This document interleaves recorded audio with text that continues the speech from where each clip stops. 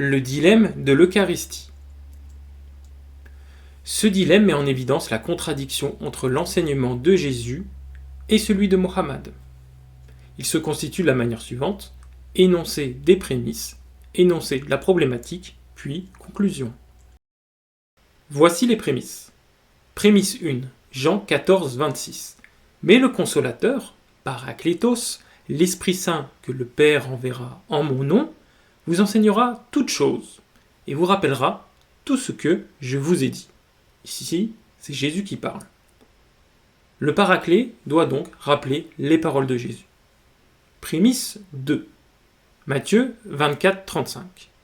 Le ciel et la terre passeront, mais mes paroles ne passeront point. C'est toujours Jésus qui parle. Les paroles de Jésus ne peuvent donc être abrogées. Prémisse numéro 3. 1 Corinthiens 11, versets 23 à 26. Car j'ai reçu du Seigneur ce que je vous ai enseigné. C'est que le Seigneur Jésus, dans la nuit où il fut livré, prit du pain, et après avoir rendu grâce, le rompit et dit : Ceci est mon corps, qui est rompu pour vous. Faites ceci en mémoire de moi.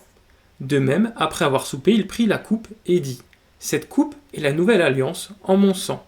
Faites ceci en mémoire de moi toutes les fois que vous en boirez. Car toutes les fois que vous mangez ce pain et que vous buvez cette coupe, vous annoncez la mort du Seigneur jusqu'à ce qu'il vienne.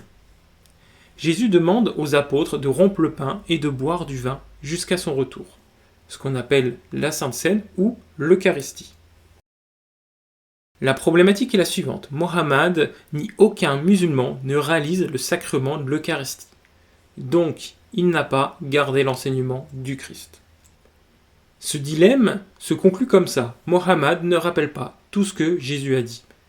Donc Mohammed ne peut être le Paraclet, car il doit rappeler tout ce que Jésus a dit et non l'abroger, voire la prémisse 1.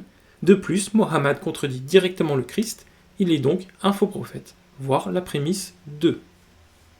Donc Mohammed est un faux prophète. Il n'est pas non plus le Paraclet du corpus joannique.